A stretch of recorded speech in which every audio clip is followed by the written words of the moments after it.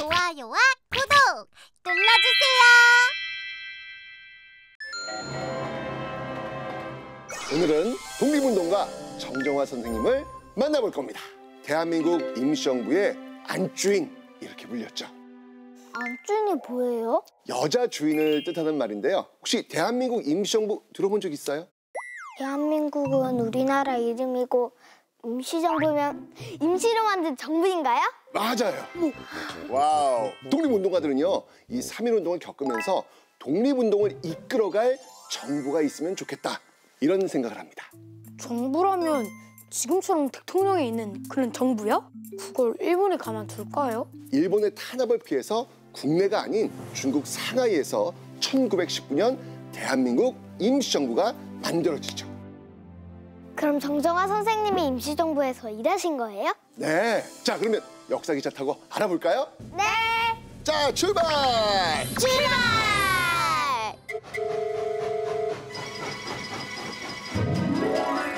칙칙폭폭 칙칙폭폭 출발한다. 우리 같이 떠나다.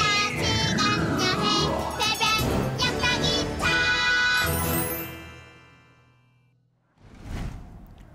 혹시 정정화 선생님 맞으세요? 역사 기차. 역사기차? 별별 역사기차? 암호를 아는 거 보니 임시정부에서 나온 게 맞구나. 지금 뭔가 비밀스러운 일을 하시나 봐요.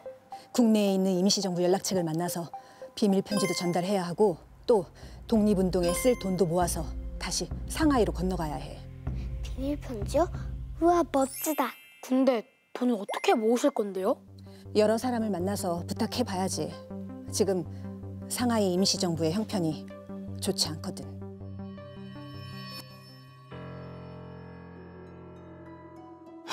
이거 정말 큰일입니다. 임시정부의 사정이 좋지 않아 벌써 몇 달째 건물세도 못 내고 있으니.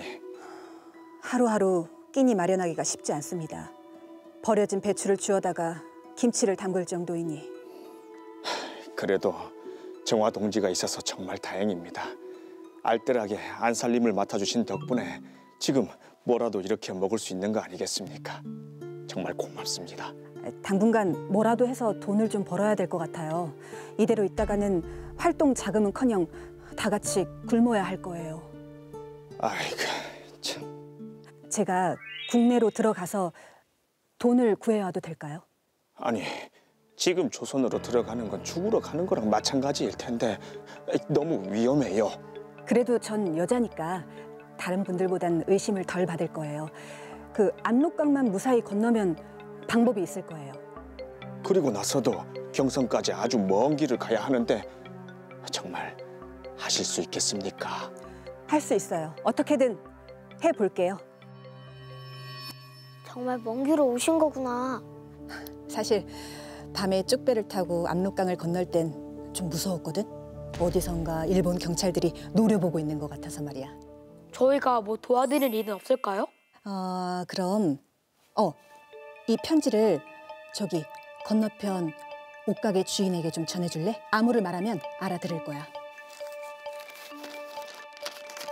에? 이게 편지예요? 아무것도 안 써있는데요? 비밀 편지야.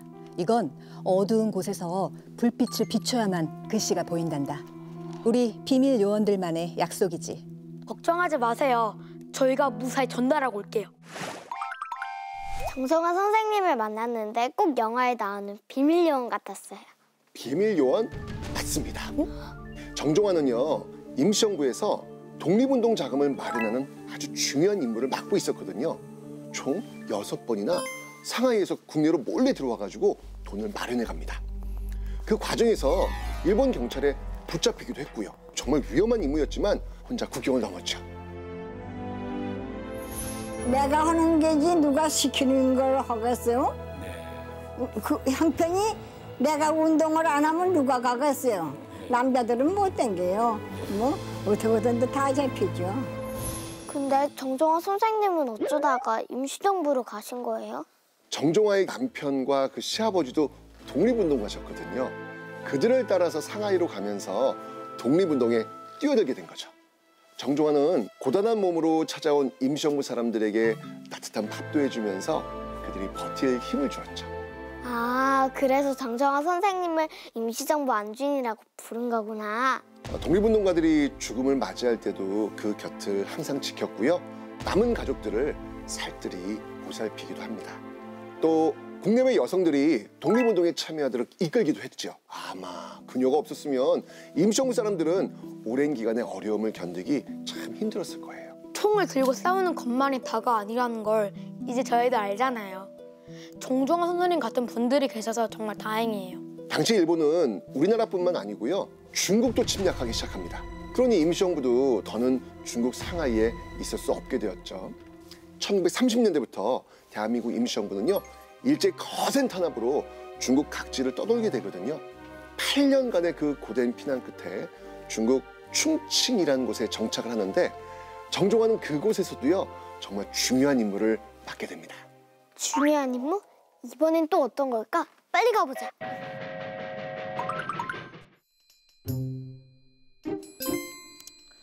선생님 뭐 하고 계세요? 내가 독립운동가 자녀들의 교육을 맡게 됐거든. 유치원을 만들어서 아이들을 가르칠 거야. 유치원이요? 그럼 유치원 선생님이 되신 거네요? 유치원 이름은 3.1 유치원이야. 3.1 만세운동으로 대한민국 임시정부가 생겨났잖아. 그래서 유치원 이름도 3.1 유치원이라고 지었어.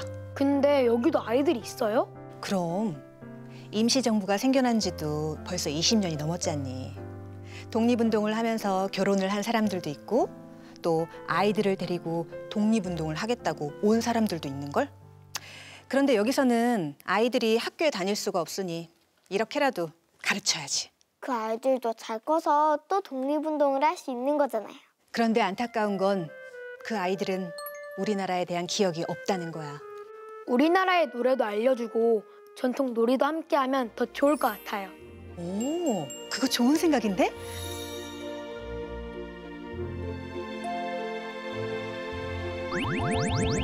정정화 선생님은 정말 임시정부의 숨은 영웅이신 것 같아요.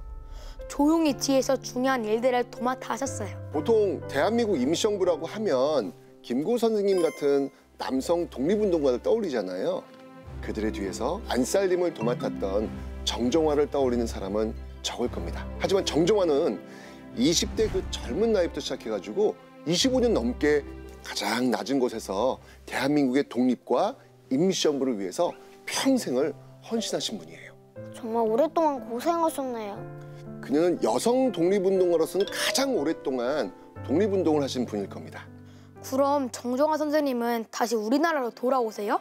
광복 이후 임시정부 요인들이 중국을 떠난 뒤에도요. 그곳에 남아가지고 뒤처리까지 모두 마치셨고요. 그 이듬해 조국 땅을 밟으십니다. 그리고 나중에 건국 훈장도 받으셨어요. 무사히 돌아오셨다니 정말 다행이에요. 자, 오늘도 이렇게 역사여행 잘 마쳤으니까요. 별을 칠게요. 야, 별이다!